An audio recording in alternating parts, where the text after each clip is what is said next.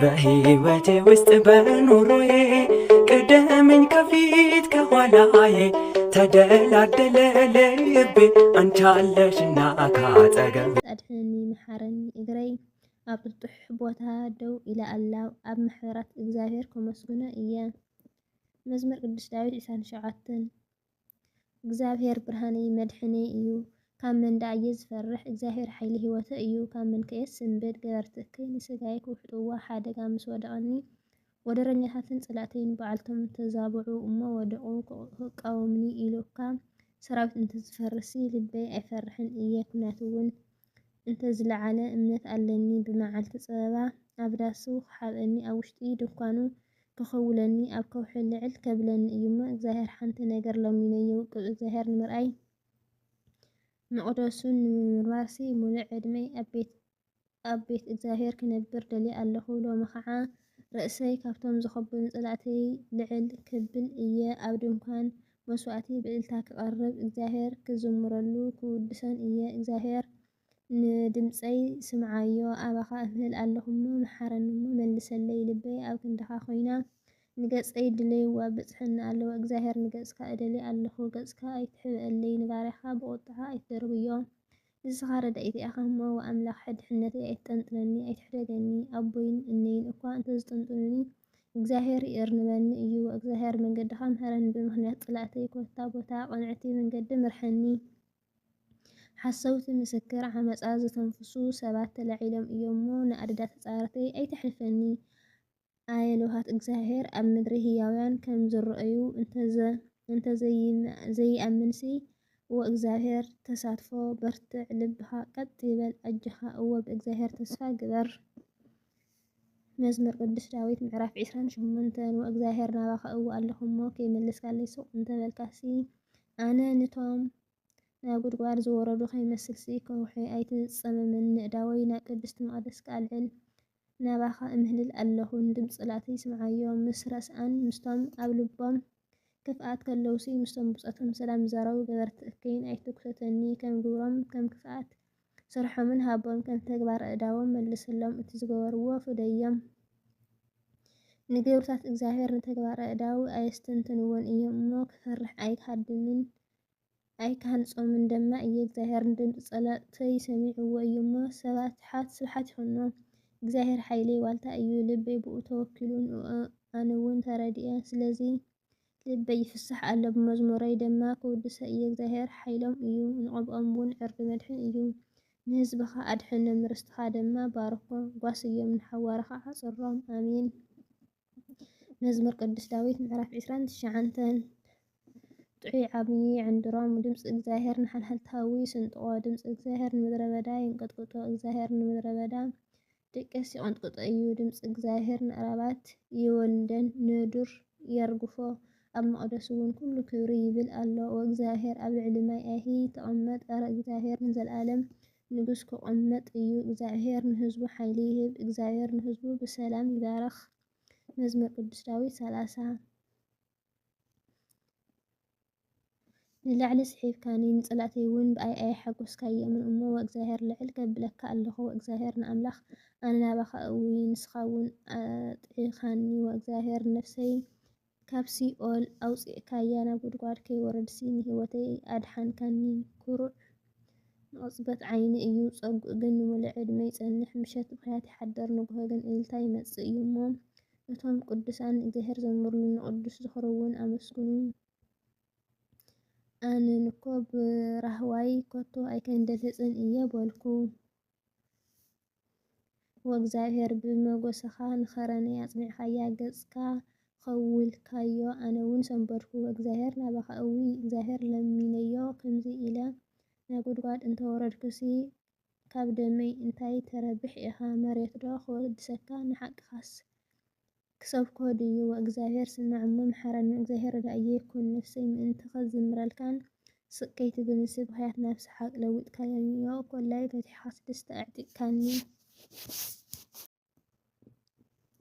ነፍሰይ ምእንቲ ኽዝምረልካን ስቕ ከይትብልንሲ ብኽያተይ ናብ ሓቂ ለዊጥካለይ ኮላይ ፈቲሕኻ ስድስተ ኣዕጢቕካኒ ወእግዚኣብሔር ኣምላኸይ ንዝለኣለም ክውድሰካ እየ ኣሜን። መዝሙር ቅዱስ ዳዊት 31 እግዚአብሔር ኣባኻ እኩል ኣለኹሞ ኣይትሕፍረኒ ስለ ጽድቂ ኢልካ ኣናግፈኒ እዝንኻ ናባይ ኣድነን ቀልጢፍካ ኣናግፈኒ ጽኑዕ ከውሒ ዕርዲ መድሕነይ ኩነኒ እምባይን ዕርዳይን ንስኻ ኢኻ እሞ ስለ ስምካ ኢልካ ምርሐኒ ኣሳልየኒ እውን ንስኻ ጸግዒ ኢኻ እሞ ካብቲ ብሕቡእ ዝጻወርለይ መፈንጠራ ኣውፅአኒ መንፈሰይ እውን ኣብ ኢድካ ኣምዕቁባ ኣለኹ እግዚኣብሔር ኣምላኽ ሓቂ ኣድሕንካኒ ኢኻ ነቶም ናብ ኩንትነት ሓሶት ዝጸግቡ እጸልኦም እየ ኣነ ግን ኣብ እግዚኣብሔር እየ ዝውከል ንመንከራይ ርኢኻዮ ንጸባ ነፍሰይ ፈሊጥካዮ ናብ ኢድ ጸላኢ ኣይሃብካንን ንእጋሪ ኣብ ገፊሕ ቦታ ደው ኣቢልካ እየን ኢኻ እሞ ብምሕረትካ ክፍሳህ ክሕጎስ እውን እየ እግዚኣብሔር ጸቢብ እዩ እሞ መሓረኒ ዓይነይ እውን ነፍሰይ እውን ከብደይ እውን ብሓዘን መህሚን እዩ ህይወተይ ብጓሂ ዓመታተይ ብእህታ ተወዲኡ ሓይለይ ብኣበሳይ ለሕሊሑ ኣዕጽምተይ እውን መህሚኑ እዩ ብሰርክላቶም ጸላእተይሲ መጽረፊ ኮይነን ገራውተይ ኣውራ መጽረፊ ንዝፈልጦኒ መፍርሒ ኮይነ እቶም ኣብ ኣደባባይ ዝርኡኒ ኸባይ ይሃድሙ ኣለዉ ከም ምዉት ከልቢ ተረሲዐ ከም ስውር ኣቕሓ ኮይነ ሕሜት ብዙሓት ሰሚዐ ኣለኹ እሞ ኣብ ኩሉ ወገን ስንባዳ ኣሎ ንጉድኣተይ ክመኻኸሩ ከለዉ ንህይወተይ ክነጥቅዋ ጠላለፉ ኣነ ግን እግዚኣብሔር ኣባኻ እኩል ኣለኹሞ ኣነስ ንስኻ ኣምላኽ ኢኻ በልኩ ዕለተይን ኣብ ኢድካ እየን ካብ ኢድ ጸላእተይ ሰጎግተይ ኣናግፈኒ ንገጽ ናብ ባርያኻ ኣብርሃዮ ሳህለኻ ኣድሕነኒ ወኣምላኽ ወእግዚኣብሔር ናባኻ ተማሂለ ኣለኹ እሞ ኣይትሕፍረኒ ረስኣኒ ይሕፈሩ ኣብ ሲኦል እውን ስቕ ይበሉ እንተ ንጻድቕ ብትዕቢትን ንዕቐትን ዝደፍርን ዝዛረብን ሓሰውቲ ከናፍርሲ ተዓበሳ ደኣ ነቶም ዘፍርሑኻ ዘዕቆብርካሎም ነቶም ኣባኻ ዝምህጸኑ ኣብ ቅድሚ ደቂ ሰብ ዘደለኻዮ ልውሃት ክንደይ ዓብዪ እዩ ካብ ውዲት ሰብ መሰወርያ ገጽካ ተኸወል ካብ ክርክር መልሓስ ኣብ ድንኳን ተሓብኦም ኣነ ጽንዕቲ ከተማ ዘደንቕ ሳህሉ ኣርኢኒ እዩ እሞ እግዚኣብሔር ይባረኽ ኣነስ በስንባደይ ኣብ ዒንትኻ ተሰጉገ እየ በልኩ ናባኻ እንተወእኹ ግን ድምፂ ጸሎተይ ሰማዕኻ ኣቱም ቅዱሳን ኩልኹም ንእግዚኣብሔር ኣፍቅርዎ እግዚኣብሔር ንእሙናቱ ይሕልዎም እዩ ንዕቡይ ከዓ እግዚኣብሔር ይፈድዮ እዩ እቶም ብእግዚኣብሔር ተስፋ እትገብሩ ኩልኹም በርትዑ ልብኹም እውን ይጽናዕ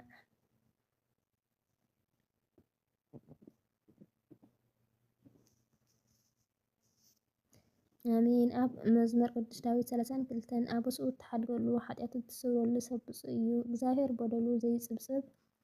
ኣብ መንፈሳውያን ልግሚ ዝሕብል ሰብ ብፁዕ እዩ ሱቕ ኢለ ከለኹ ሙሉእ መዓልቲ ብምግዓረይ ኣዕጽምተይ ዘርግሕግሕ በለ ለይትን መዓልትን ኢድካ ከበደትኒ እሞ ከም እግዚኣብሔር ብሃሩር ሓጋይ ናራይ ነቐጸ ሓጢኣተይ እና ኣፍለጥኩኻ በደለይ እውን ኣይሰወርክን እግዚኣብሔር ኣበሳይ ክናዘሎ እየ በልኩ ንስኻ እውን እከይ ሓጢኣተይ ኣረ በልካለይ ስለዚ ደጊ ዘበለ ኩሉ ብእትርከበሉ ግዜ ይልምነካ ብሓቂ ብርቱዕ ወሓዚ እንተ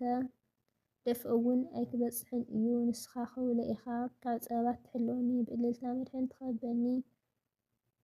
ኣነ ክምህረካ ንታ ኣይትኸይደላ መንገዲ ድማ ከርእየካ እየ ዓይነይ ናባኻ ኣቢለን እውን ክመኽረካ እየ ከምቶም ኣሰር ዘይብሎም ናባኻ ብምቕራብ ስለ ዝኣበዮም ብልብን ብልጓምን ዘርጊሖም ኣፍራስን ኣባቐልን ኣይትኹን ረስኢ ብዙሕ ስቓይ ኣለዎ እቲ ኣብ እግዚኣብሔር ዝውከል ግን ንዕኡ ብጸጋ ክኸቦ እዩ እቶም ጻድቃን ብእግዚኣብሔር ተሓጐሱ ባህ ድማ ይበልኩም እቶም ቁኑዓት ልቢ ኩልኻቶም እልል በሉ መዝሙር ቅዱስ ዳዊት 33 ኣቶም ጻድቃን ብእግዚኣብሔር እልል በሉ ንቐኑዓትሲ ምስጋና ይግብኦም እዩ እሞ እግዚኣብሔር ብመሰንቆ መስግንዎ 10 ኣውታር ብዘለዎ በገና ዘመሩሉ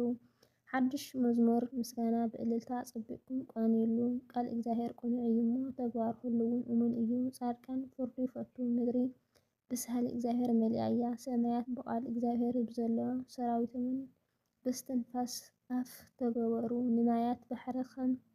ኸለህልስቲ ይመኽርዋ ንመዓሞቕ ኣብ መንግስቲ ይባረክ ንሱ በለ ኮነ ድማ ንሱ ኣዘዘ ቆመ ከዓ ሞተ ምድሪ ብመላእ እግዚኣብሔር ተፈርሕዮ ኣብ ዓለም ዝርከቡ ኩሎም ብኡ ይሽበሩ እግዚአብሔር ንምኽሪ ኣህዛብ ኮንቱ ይገብሮ፣ ንኣህዛብ ህዝብታት የጥፍእ። ምኽሪ እግዚአብሔር ንዘላለም እዩ፣ ሓሳባት ልቡ እውን ካብ ርግብ ርሒቖም እዩ። እግዚአብሔር ዝኣምላኾ ህዝቢ ነቲ ንርስቱ ዝሓረዮ ህዝቢ ጽቡቕ እዩ። እግዚአብሔር ኣብ ሰማያት የመዓዱ፣ ንኹሎም ደቂ ሰብ ይጥምቶም። እቲ ልቢ ኩላቶም ዝሰርሕ ተግባር ኩላቶም ከዓ ዝተባህሉሲ ንዑኡ ነቶም ኣብ ምድሪ ዝነብሩ ኩሎም ካብ ቦታ ምሕደሩ ይምልከቶም እዩ።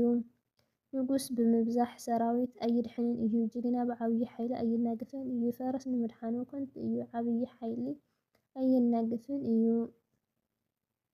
እንሆ ነፍሶም ካብ ሞት ክተናግፍ፣ ብዘመን ጥሜት እውን ብሂወት ክተንብሮም። ዓይኒ እግዚአብሔር ናብቶም ዝፈርሕዎ፣ ናብቶም ብምሕረት ተስፋ ዝገብሩ ነፍሶም ንእግዚአብሔር ትጽበ። ሓገዝ እውን ዋልታ ንሱ እዩ። ኣብ ቅዱስ ስሙ ዓቂብና ኢና እሞ ልብና ብኡ ይሕጐስ።